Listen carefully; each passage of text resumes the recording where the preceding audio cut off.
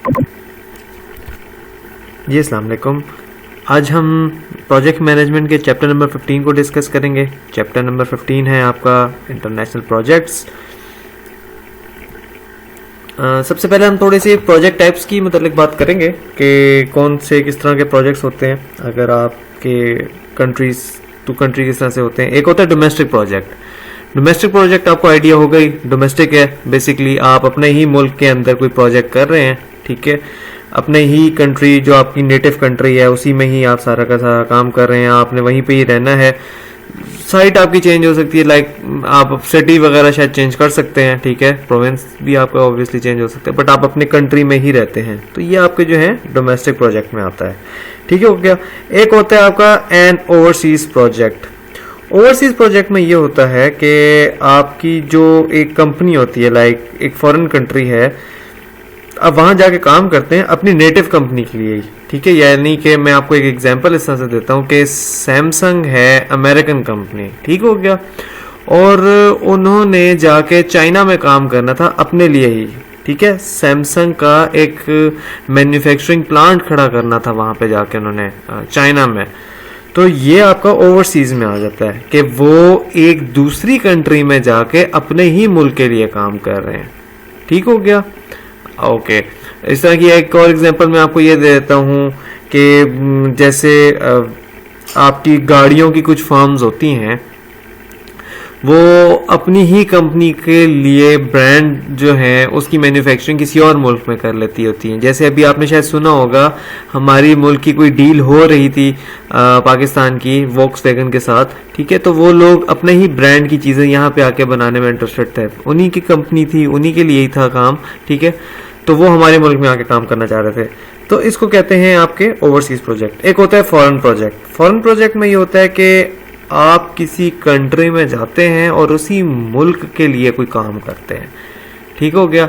इसकी एग्जांपल ऐसे है जैसे कि कोई एक कंपनी है, आपकी बुक की एक एग्जांपल है कि अगर कोई मलेशियन कंपनी है जिनका कोई बैंकिंग सिस्टम है, ठीक है, तो आपकी अमेरिकन कंपनी के कोई सॉफ्टवेयर के लोग जाते हैं, ठीक है, वो वहाँ मलेशियन बैंक के लिए ही एक सॉफ्टवेयर बनाते हैं, ठीक है, उन्हीं के लिए काम कर रहे हैं, उन्हीं की जगह है, तो इसको आप फॉरेन प्रोजेक्ट कहते हैं, ठीक हो गया। और फिर एक होता है ग्लोबल प्रोजेक्ट। ग्लोबल प्रोजेक्ट क्या होता है कि जब आपके मुख्तलिफ मुल्कों के लोग मिलकर काम करें, ठीक हो गया, मुल्क के लोगों के मुल्क मिलके लोग काम करते होते हैं। इसमें एग्जाम्पल मैं आपको इसमें दे देता हूँ। आई हैव हर्ड के नासा इस तरह से करता है, ये जितने भी स्पेस टेक्नोलॉजी वाले हैं इनमें ये रशियंस और अमेरिकन मिलके काम करते हैं।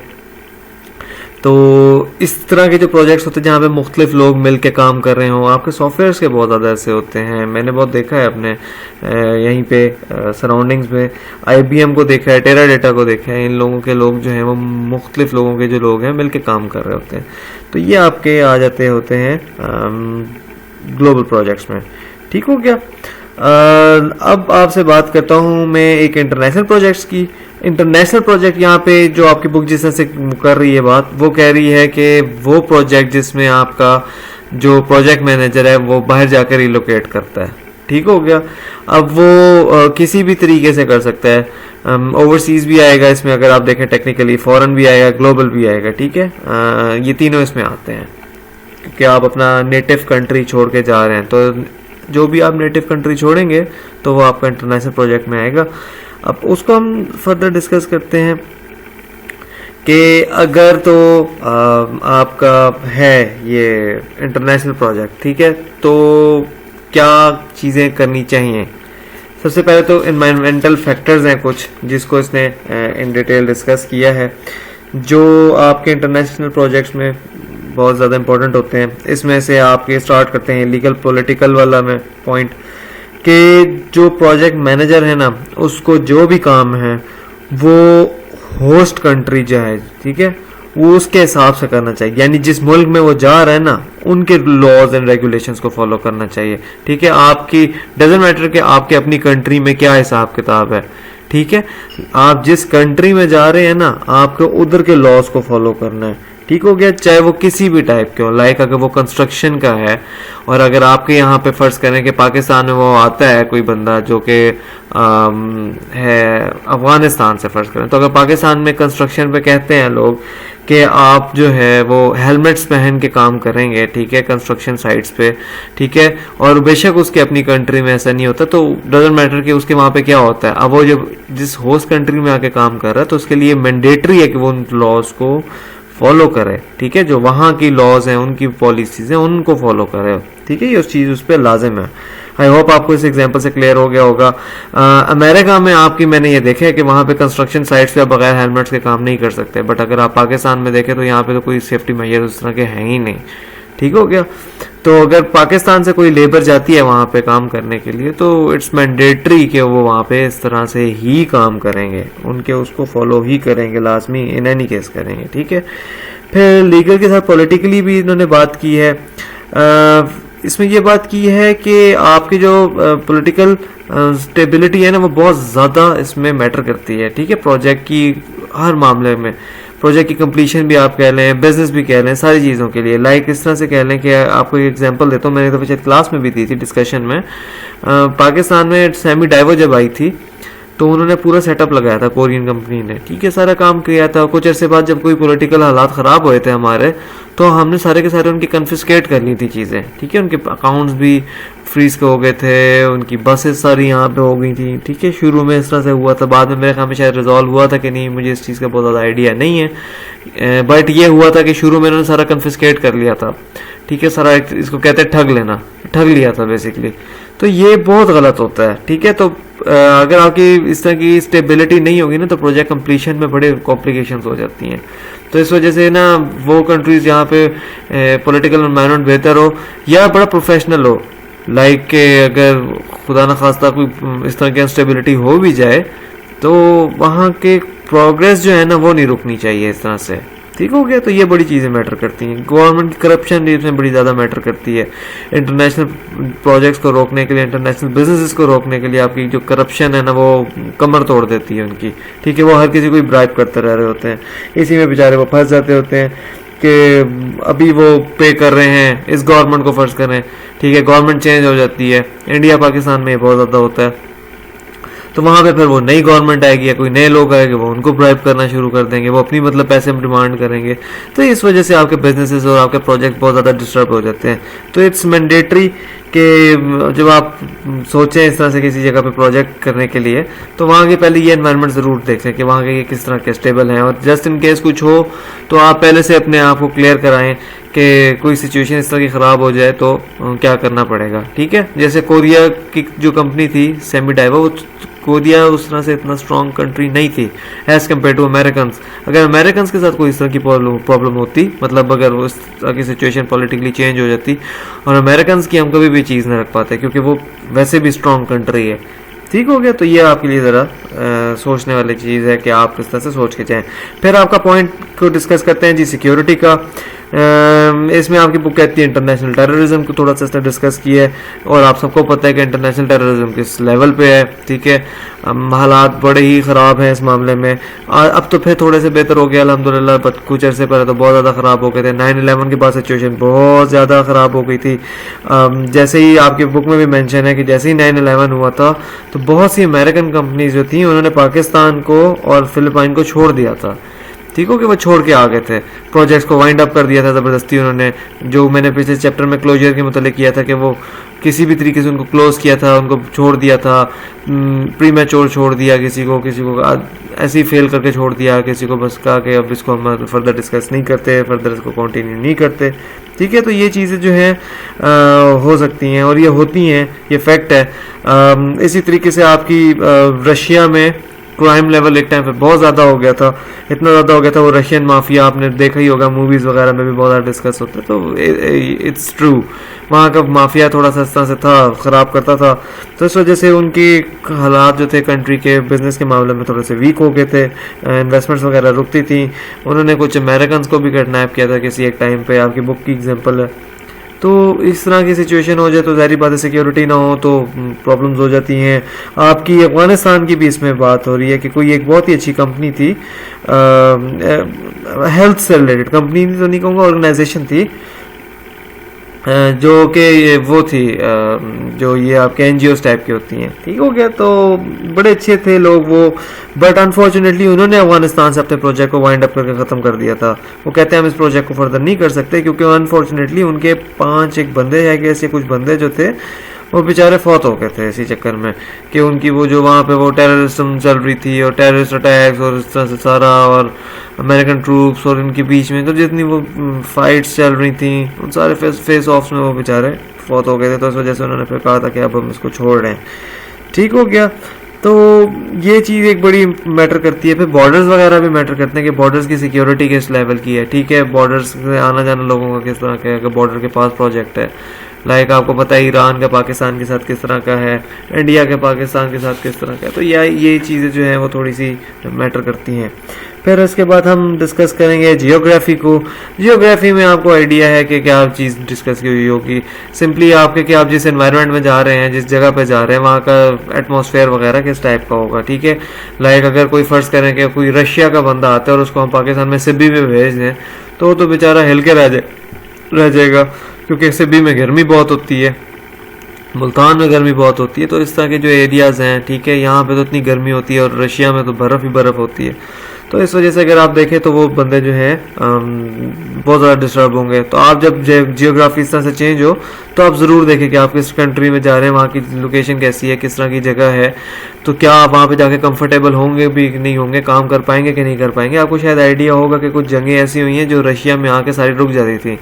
क्या करते थे, एक वाकया मैंने सुना था किसी एक जगह पे कि आप के कुछ कंट्री के, रशिया के कुछ लोग थे जो फाइट करने के लिए आगे आए थे, पता नहीं किस कंट्री के साथ, और जब वो आगे थोड़े से बॉर्डर से आगे निकले हैं और वो फाइट करते करते उन्होंने क्या किया कि जब वो आमने सामने आए दूसरी कंट्री तो रशियंस जो थे वो अपनी कंट्री की तरफ वापस जाना शुरू हो गए, ठीक है। मतलब पहले वो फ्रंट लाइन पे आए हैं, ठीक है, फ्रंट फुट पे खेले हैं, फिर वो थोड़ा सा बैक फुट पे आना स्टार्ट हो गए थे। फिर क्या हुआ था कि जो दूसरी कंट्री थी वो समझ रही थी शायद ये कि ये डर गए हैं जो भी है, तो वो फिर अंदर आना पेनिट्रेट करना शुरू हो गया उस कंट्री में, रशिया में। बट जैसे ही वो रशियंस थोड़े से अपने एरिया में वापस आए तो फिर वो उनको आइडिया हुआ कि दूसरी कंट्री को कि ये तो यहाँ का एनवायरनमेंट ही बहुत चेंज है, यानी बर्फ़ बहुत है, उनकी सप्लाई चेन कट गई, उनके पास खाना पीना सारा आगे पीछे वो हिल के रह गया, ठीक है।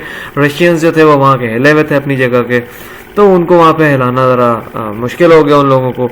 तो ये है कि आप जिस एरिया में जा रहे हैं तो उसको थोड़ा सा रिसर्च वगैरह ज़रूर करें एज अ प्रोजेक्ट मैनेजर अगर आप जाएँ, ठीक है। फिर इकोनॉमिक की बात की है, आपकी यहाँ पे मुल्क की इकोनॉमी को थोड़ा सा डिस्कस किया गया है, ठीक है, कि stability in a sense of economy कैसी है वहाँ की, ठीक है। वहाँ की चीज़ें तो नहीं बहुत ज़्यादा एक्सपेंसिव हो जाती हैं एकदम से, वहाँ के कोई ऐसे इंपोर्ट एक्सपोर्ट में तो नहीं कोई चीज़ों के प्रॉब्लम्स हो जाएंगे कि हम कुछ अगर मंगवाएं, ठीक है। लाइक अमेरिका है, वो यहाँ पे कोई काम स्टार्ट करता है, वो कुछ चीज़ें ऐसे करता है कि वो में हम फर्ज करें स्टील जो है वो हम इंडिया से परचेज करेंगे और हम उसी टाइम पे जो है कोई इस तरह की सिचुएशन हो जाती है कि जो बॉर्डर की जो ये होते हैं इंपोर्ट एक्सपोर्ट, इस पर हम कुछ ऐसे कोटा लगा दें, फर्ज करें कि हम इंडिया से पूरे साल में जो है वो टोटल 20 टन जो है फर्ज करें हम वो मंगवा सकते हैं ये आयरन वगैरह जो भी है। तो उसमें क्या होगा कि फ़र्ज़ करें कि अमेरिकन की डिमांड ज़्यादा तो वो फंस जाएंगे, ठीक हो गया। या हम ऐसा करते हैं कि हम इसको और ज़्यादा बिगाड़ने के लिए क्या कर सकते हैं कि हम जो है इंपोर्ट पे टैक्स लगा देते हैं, ठीक है।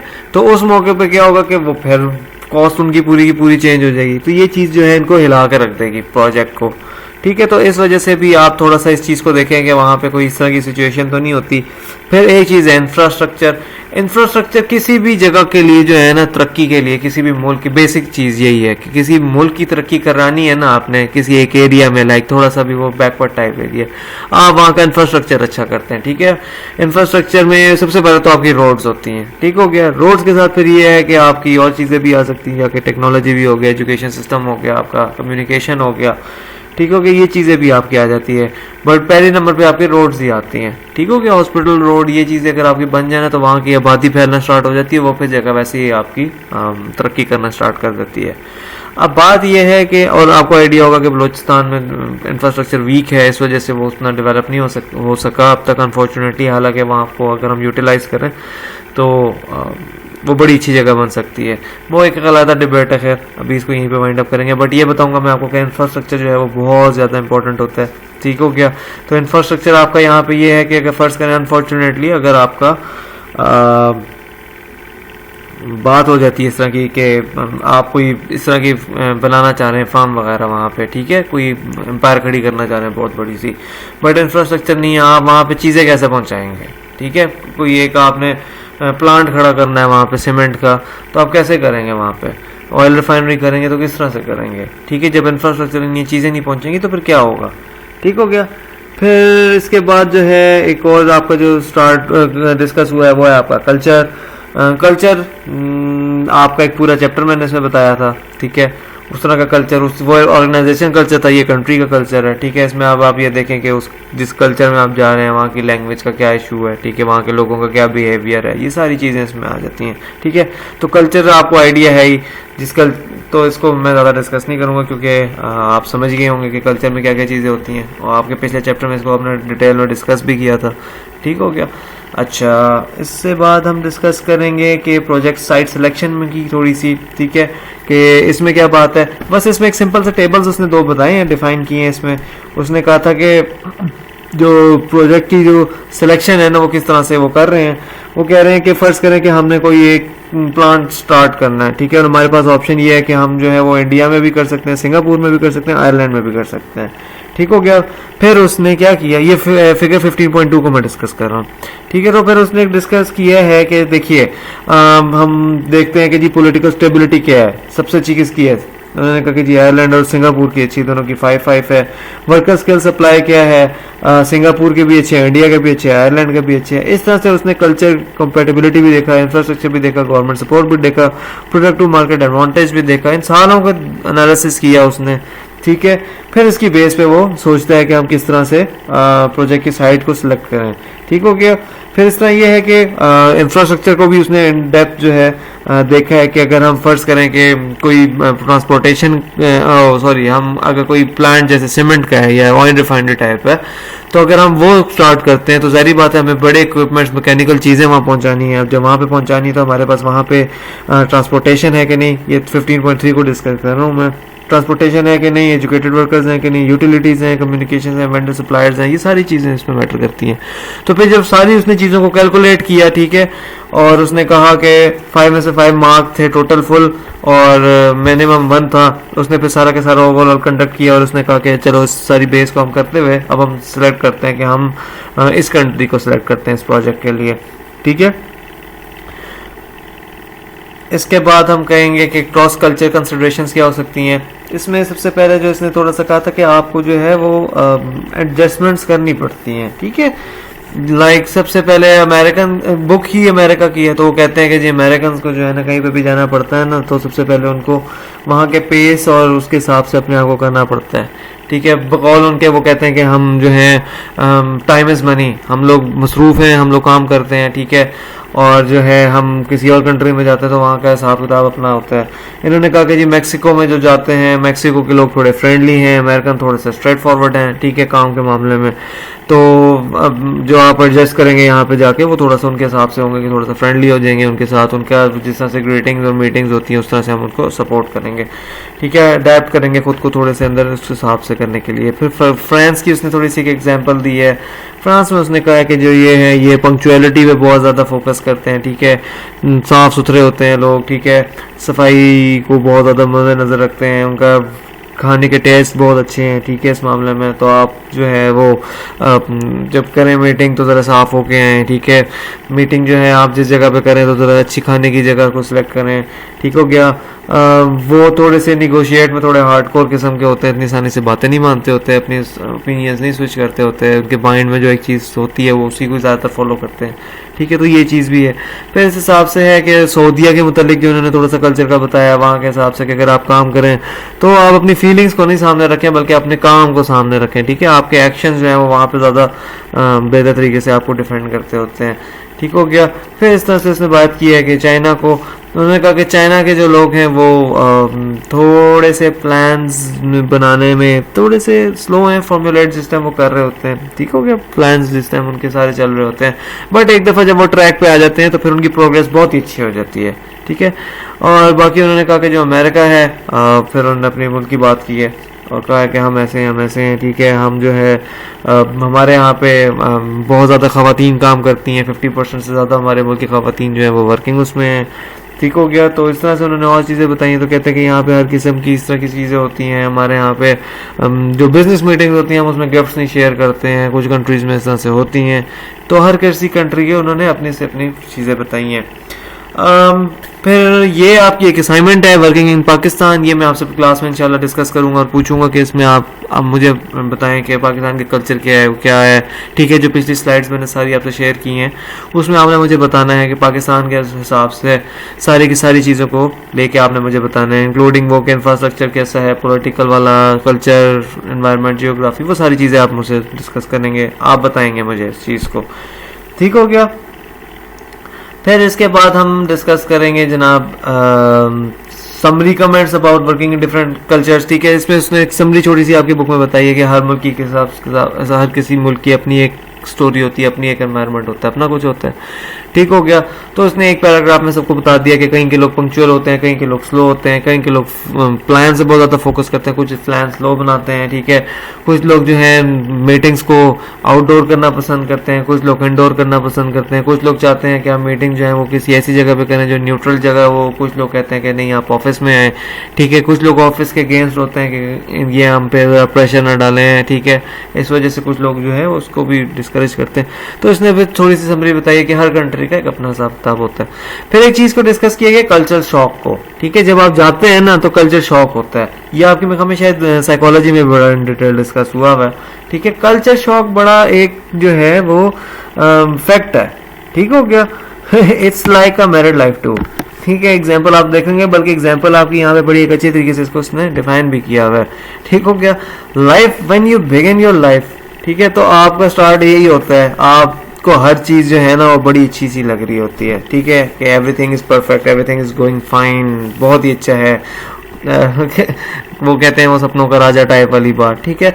तो आपका बड़ा टाइम अच्छा होता है, ठीक है। वो आपकी एक एक्साइटमेंट लेवल बहुत अच्छा होता है, ठीक है। आपको हर चीज़ बड़ी अच्छी लग रही होती है, आपके अंदर पेशेंस भी होता है थोड़ा सा स्टार्टिंग बिगनिंग में, आप एक दूसरे को ज़्यादातर फोकस कर रहे होते हैं उसकी एक अच्छी चीज़ पे, ठीक है। लाइफ में भी ऐसे ही होता है, आप किसी कंट्री में जाते हैं तो तब भी आपको ऐसे ही फील होता है। फिर आपके बाद दूसरा एक स्टेज आता है रिटेलेबिलिटी एंड ऑस्टेरिटी, ठीक है। इसमें ये होता है कि आप जो है ना चीज़ें नोटिस करना शुरू कर देते हैं आगे पीछे की, ठीक है। जो अच्छी चीज़ें होती हैं उसको तो आप अब थोड़ा सा इग्नोर तो नहीं मैं कहूँगा, बट अब आपके फोकस थोड़ी सी बुरी चीज़ों पे भी जाना स्टार्ट हो जाता है, बुरे बिहेवियर्स पे, बुरी चीज़ों पे, बुरी बातों पे, बुरे कल्चर पे, बुरे एनवायरनमेंट पे, बुरी इस तरह की चीज़ों पे। तो फिर आप यहाँ पे थोड़े से हिल जाते हैं अपनी जगह से, ठीक है। और आप कहते हैं कि ये मैं कहाँ फंस गया, ठीक है, ये क्या हो रहा है मेरे साथ। तो आप थोड़े से परेशान हो जाते हैं और आपको समझ नहीं आ रहा होता कि आप क्या करें। एंजाइटी लेवल आपके हाई हो जाते हैं, आपकी होप्स बड़ी बुरी तरीके से श्रेड होना स्टार्ट हो जाती हैं, आप बहुत ज़्यादा तंग होना स्टार्ट हो जाते हैं। आप कहते हैं कि मैं अब इसको कैसे कवर करूं, ठीक है। इसके बाद आपका होता है ग्रेजुअल एडजस्टमेंट। फिर आप ये है कि आप थोड़ा सा थोड़ी वो कहते हैं ना कि थोड़ी देर तक आप किसी एक एनवायरनमेंट में नहीं, बेशक पेनफुल हो, आप वहाँ के पे थोड़े से हैबिचुअल हो जाते हैं। तो ये वो वाली बात है कि आप थोड़े से जो है ना अपने आप को वहाँ पे एडजस्ट करना स्टार्ट कर जाते होते हैं, ठीक है। लाइक जैसे समर्स होती हैं, जैसे मैं आपको एक एग्जांपल देता हूँ कि आप एक एसी वाले रूम में बैठे हैं और एसी ख़राब हो जाए, एकदम से एसी चला जाए, ठीक है, लाइट बंद हो जाए, एसी ट्रिप कर जाए, तो शुरू में आपको बहुत ज़्यादा गर्मी लगना स्टार्ट हो जाएगी, पर थोड़ी देर बाद आप एडजस्ट कर लेंगे, ठीक हो गया। तो यहाँ पे भी यही बात है कि आप थोड़ा सा एडजस्ट करना स्टार्ट कर देते होते हैं, ठीक है। फिर आपकी एडेप्शन आ जाती है। एडेप्शन होती है कि आप अपने आप को उस एनवायरनमेंट के हिसाब से एडजस्ट कर लेते होते हैं, ठीक है। तो आपको स्टेबल सा आइडिया हो ही गया होगा कि क्या मैं आपको बताना चाह रहा हूँ, ठीक है। कूपिंग विद कल्चर शॉक, ठीक है, इसमें बुक ने अपने तरीके से बताया हुआ है, बट हर कंट्री का एक अपना कल्चर है, अपना एनवायरनमेंट है, आप हर जगह सेम थ्योरी नहीं अप्लाई कर सकते। तो ये है कि अगर आपने वहाँ के कल्चर को थोड़ा सा बेहतर तरीके से समझना है ना, तो बेहतर ये है कि आप वहाँ के लोकल चीज़ों को थोड़ा सा ज़्यादा फोकस करना स्टार्ट करें। वहाँ के लोकल न्यूज़पेपर्स टाइप हो गए, ठीक है, लोकल ड्रामाज हो गए, लोकल मूवीज़ हो गई, ठीक है, जो लोकल लोग हैं वहाँ के, आप जब इन लोगों के साथ बैठेंगे, मिलेंगे, बात करेंगे ना, ठीक है, तो आप थोड़ा बेहतर तरीके से जो है वो कूप करना स्टार्ट कर देंगे। आप उसको ज़्यादा बेहतर तरीके से एडजस्ट करना होगा। आप उसके ऊपर जो है ना ज़्यादा अपने ऊपर मतलब अपने अंदर से उस चीज़ को ख़त्म करना स्टार्ट कर देंगे, शॉक और एंजाइटी को, ठीक है। तो आप जब उस किसी और इन्वायरमेंट में जाएं तो उस इन्वायरमेंट के हिसाब से अपने आप को थोड़ा सा एडजस्ट करना इस तरह से स्टार्ट करें, ठीक है। और वहाँ के लोगों के साथ मिले घुले बात करें, ठीक है, उस तरह से आपको थोड़ा सा बेहतर उनकी साइकी पता चलेगी, उनकी डिमांड्स पता चलेगी, उनका लाइफ पता चलेगा, लाइफ स्टाइल तो इस तरीके से आप थोड़ा सा बेहतर तरीके से एडजस्ट कर पाएंगे। इसके बाद है जी selection of training and for international projects. मुख्तलिफ चीज़ें हैं इसमें जो डिस्कस की गई हैं, बट ये है थोड़ी सी जो फ्रंट पे आई थी, तो मैंने कहा मैं इन लोगों इस चीज़ों को ज़रूर डिस्कस करूं। रिलीजन को थोड़ा सा आप करें, किसी कंट्री में जा रहे हैं तो आप उसके रिलीजन को थोड़ा सा समझ लें, ठीक है, कहीं ये ना हो कि आप उसके रिलीजन को डिसरिस्पेक्ट करें, तो ये बहुत बुरी बात होगी। वहाँ के ड्रेस कोड्स कैसे हैं, ठीक है, बुरा लगेगा कि जैसे अमेरिका में आप देखें तो वहाँ का ड्रेस कोड एक बड़ा डिफरेंट है समर्स में, ठीक है, वहाँ पे लोग शॉर्ट्स वगैरह में पहन होते हैं, पाकिस्तान में इस तरह से नहीं होता, ठीक है। तो यहाँ का ड्रेस कोड डिफरेंट है, वहाँ का ड्रेस कोड डिफरेंट है, ठीक है।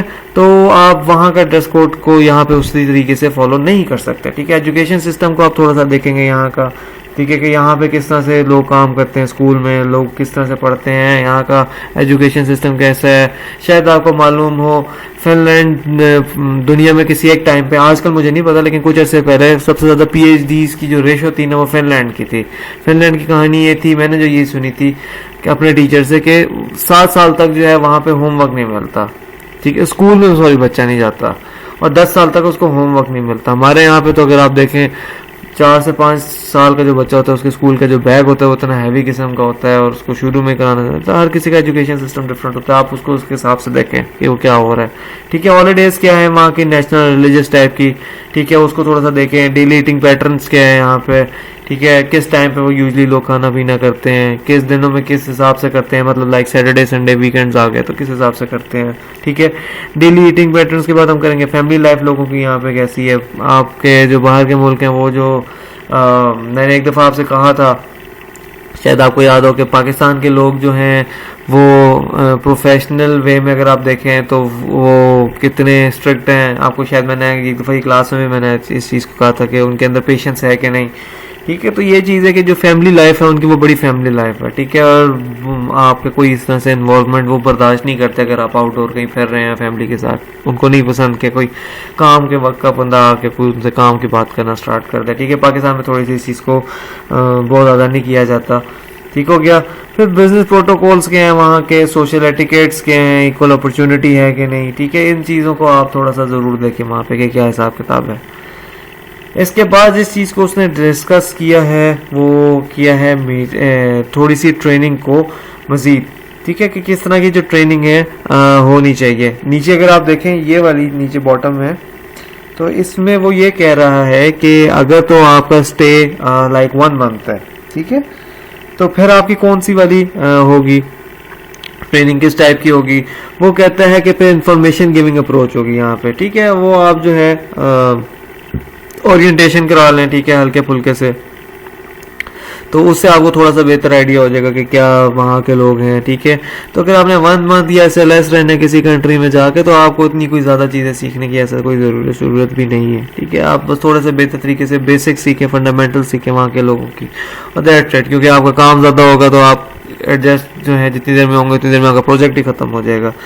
दूसरी ट्रेनिंग है कि आपका जो है ना 2 महीने से लेके समझ लें कि साल तक है ना स्टे, तो फिर आपको जी इफेक्टिव अप्रोच रखनी पड़ेगी। इफेक्टिव अप्रोच में ये है आपको कि आपको जो है ना वहाँ की स्किल्स वहाँ के हिसाब से अपने आप को सेट करना पड़ेगा, ठीक है।